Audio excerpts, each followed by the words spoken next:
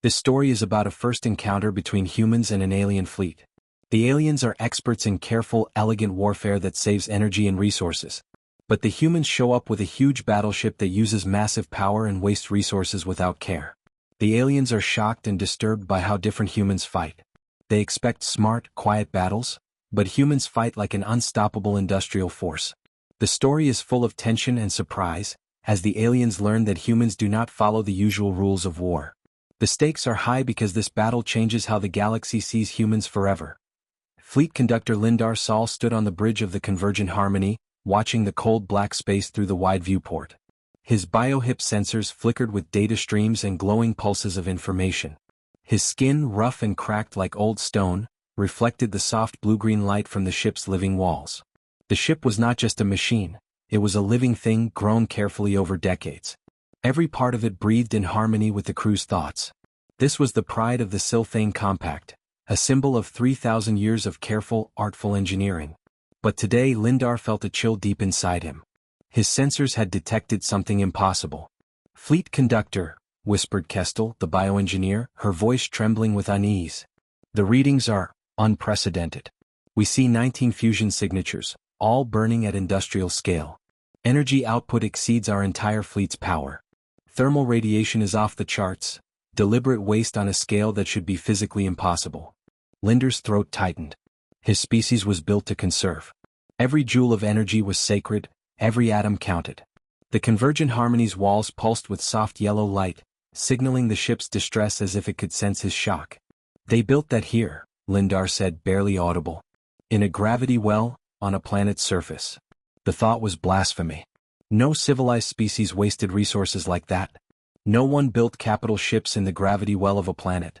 They used zero gravity, working with natural forces to grow and shape their living machines. Waste was a sin, a death sentence. Yet here was proof of the impossible.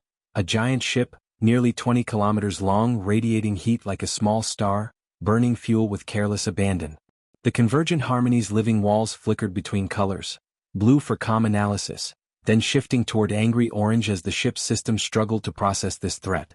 Hours later, Lindar's fleet arrived at the edge of the Bellatrix 8008 system. The Sylphane Compact was proud of its tradition, diplomacy backed by overwhelming but elegant force. 3 millennia of peaceful expansion relied on this balance.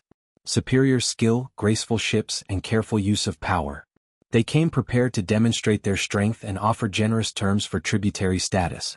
Below, an asteroid mining operation caught Lindar's eye. Massive human-built platforms hammered away at rocky debris with brutal efficiency. Fusion torches and grinders destroyed whole asteroids in moments, without subtlety or care. Thousands of tons of reaction mass disappeared in minutes.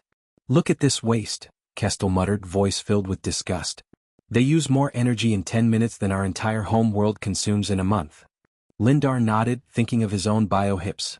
Machines alive and growing, evolving to heal and conserve. Humans used cold, dead machines. No self-repair, no fluid intelligence, only brute power. "They never learned discipline," Lindar said quietly. "They throw energy at problems because they never had to save it." The humans were resource-rich and it showed in everything they did. Their crude machines lacked elegance but flooded their operations with raw power. Lindar felt a grim satisfaction. This would be an easy lesson for the humans. Then came the moment that shattered all certainty. A massive object emerged from hyperspace. It was not a ship like any Lindar had ever seen. It was a sprawling lattice, a moving city of modules, weapons, and industrial systems stretching for miles. Radiator fins, glowing cherry red, vented waste heat in massive waves. The heat alone was obscene, enough to warm an entire colony for years. Lindar's ship trembled, waves of nausea crashing through his system. His species' evolved response to waste was pain. But this was no accident. This was a show of strength. The massive framework rotated, presenting the widest possible profile to the Sylphane fleet. Instead of hiding, it seemed to say, "Look at me. I burn through resources like fire." Lindar opened a standard diplomatic channel. "Human vessel, you are operating in space claimed by the Sylphane Compact under the Kithra Accords. Submit to inspection and prepare to discuss terms for tributary status." Minutes passed. Then a reply came. A woman's voice, calm and steady. "This is Captain Anna Taggart, UES Redundancy. I'm not familiar with the Kithra Accords. I'll need to see your environmental impact assessment for this system before approving your presence. Also, what's your safety rating working near active mining operations? Linder's mouth went dry. The human spoke as if this was a workplace safety discussion, not a military confrontation. No subtle warnings, no subsonic undertones. He replied firmly, "This is a military enforcement action. Submit to inspection or face consequences." More minutes passed. The human's calm voice returned. "We carry manufacturing capacity here. If you interfere with our operations, I will need to implement work site hazard clearance protocols." The Convergent Harmony's walls pulsed with confusion and alarm. The human was not treating this as a fight. She was treating it like an industrial project.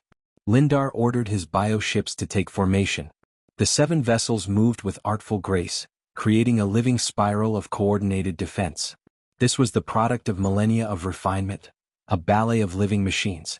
The humans responded by rotating their massive framework to show the largest surface area, opening weapon bays and factories visible across miles of metal. They began manufacturing missiles and railgun slugs mid-battle. Kestel's voice carried horror. "They produce ordnance during combat. They're wasting resources on manufacturing instead of conserving." Linder's stomach turned. His people evolved to prize economy and finesse. The humans fought like a relentless industrial factory. Captain Taggart's bridge was a scene of calm routine. She reviewed checklists, sipped coffee, and managed weapon production as if scheduling a shift at a mine. Lindar ordered an attack on the largest fusion reactor aboard the human ship. Energy beams struck true, disabling one reactor module. But without missing a beat, the human vessel jettisoned the damaged part and replaced it with a fresh one. 2 minutes. Like swapping out a broken tool. The bioships shuddered in disbelief. Then the humans fired back, not precise energy beams but a storm of solid metal slugs and missiles, launched from every angle. The Sylphane vessels tried to dodge, but the barrage was too dense and chaotic. The Silent Current, one of the bioships, took a direct hit and began to die a terrible, noisy death. Linder's mind raced. The humans were firing more ammo per minute than his entire fleet carried in total. And their ship was making new missiles as fast as they fired. The crude projectiles were just iron and nickel. No advanced alloys or guidance systems. They were simply throwing processed asteroid debris at the Sylphane fleet. Lindar felt a strange relief. Maybe their advanced weapons were gone, and this was a sign of desperation.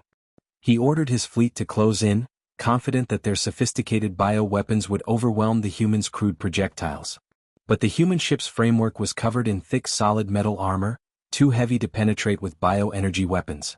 The industrial machines aboard it swung massive mechanical arms and laser cutters, fighting like heavy construction tools turned deadly.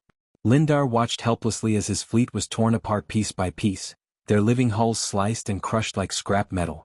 The humans treated the battle like a construction site, not a war. Damage control teams patched holes with welding rigs and sealants. Repairs were routine. The Sylphane fleet's coordination broke down under the relentless, brutal attack. Lindar stared at his tactical display in disbelief. This was not war as his species knew it. This was an industrial siege. The humans had not only survived, they had made his fleet look fragile and weak. Lindar's mind reeled. Their entire philosophy of artful, efficient warfare was shattered. The humans fought with overwhelming abundance, industrial power, and cold persistence. And they were only getting started. Fleet Conductor Lindar's mind swirled in disbelief as he watched his fleet's graceful formation crumble. The beautiful, living machines that once moved in perfect harmony now drifted aimlessly, bleeding atmosphere and biological fluids into the void. The hum of pain and confusion echoed through their shared sensory network, a chorus of suffering that tore at Lindar's very soul. Fleet Conductor, Kestel's voice trembled through the subsonic channel, "Their weapons production rate is beyond comprehension. We cannot match their output. Our entire ammunition stores are being exhausted in minutes, and yet they continue manufacturing replacements in real time." Lindar gritted his teeth. The humans' crude iron slugs were nothing compared to the refined bioweapons his species wielded. Yet their relentless volume turned the battle into a storm of destruction, crushing elegant biohips like brittle glass. "They're not just fighting," Lindar whispered. "They are industrializing war itself." The UES redundancy, a colossal lattice of metal and machines, seemed to pulse with unstoppable energy. Massive industrial arms swung with deliberate force, swatting biohips from space like pesky insects. Mining lasers, repurposed as weapons, carved deep gouges through living hulls. Linder's biohull began to pulse a sickly orange as a slug punched through its core, killing half the command pathways in a terrible explosion of biofluids. His heart hammered in his chest. He felt helpless as the silence of space was shattered by the death cries of his ships. On the bridge of the Redundancy, Captain Anna Taggart remained calm and focused. Her eyes scanned status boards that looked more like a factory control room than a warship's bridge. Reports flowed in, fabricators running continuous production at 4,000 slugs per minute, she said softly, damage control teams standing by with welding rigs and patch plates. She sipped coffee from a mug bearing the logo of the Titan Construction Consortium. To her, this was just another day at work. Status on ordnance fabrication, Kararma? Taggart asked her exo-lieutenant. Foundries 1 through 8 are at full output, Captain. We can sustain current fire rates for the entire operation phase. Good, Taggart nodded. Let's see if we can finish this before the next shift change. I've got a survey to complete and we're already behind. Back on the Convergent Harmony, Linder's tactical computer cross-referenced human battle data with millennia of military history. It pulled up ancient footage from Earth's World War II, showing endless production lines churning out aircraft and tanks in overwhelming numbers. The historian's voice overlaid the images. The arsenal of democracy meant producing more than the enemy could destroy. Victory through industrial output, not just tactics. Linder's ship flickered with dissonant colors. This was not new to humans. It was their way.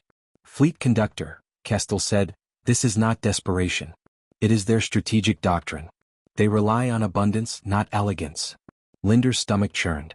The Sylphane Compact had built its identity on finesse, conservation, and beauty. Here was a species that made abundance a weapon. Waste was power. He realized that his fleet was fighting a losing battle.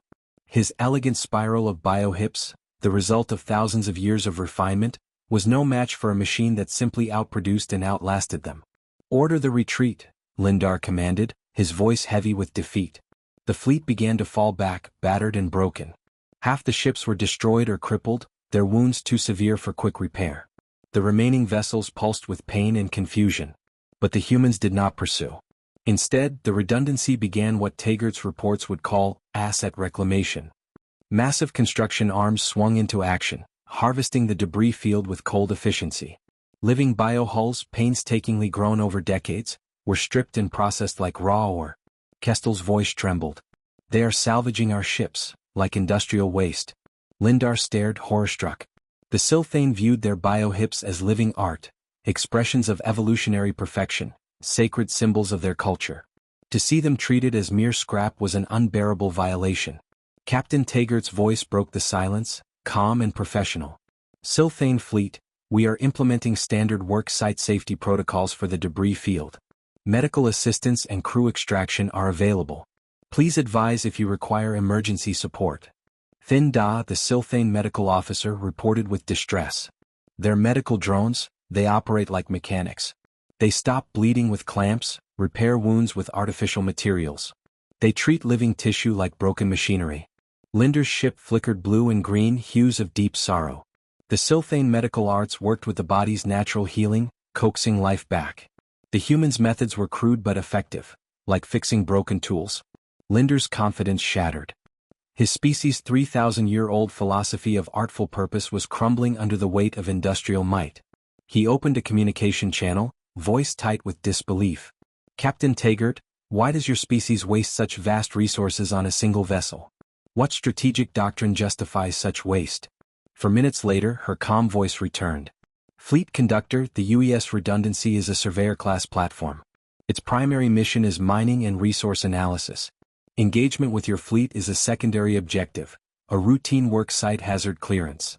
She explained that the vessel was equipped with full manufacturing capacity, defensive systems and infrastructure tools to operate independently in hostile areas. The Redundancy was older, newer platforms were even more capable. Lindar fell silent. This was not humanity's main warship. This was their work machine. He ordered an analysis of all human transmissions in the system. The results stunned him. He thought of his people, ancient, proud, and suddenly fragile in the face of this new reality. The Convergent Harmony's walls shifted through colors never before seen, shades of loss, confusion, and the painful birth of understanding. Linder's final thought before engaging the warp drive was bitter yet clear. The humans had not just arrived. They had remade war itself. The Convergent Harmony's engines hummed as it prepared to leave the Bellatrix 8008 system.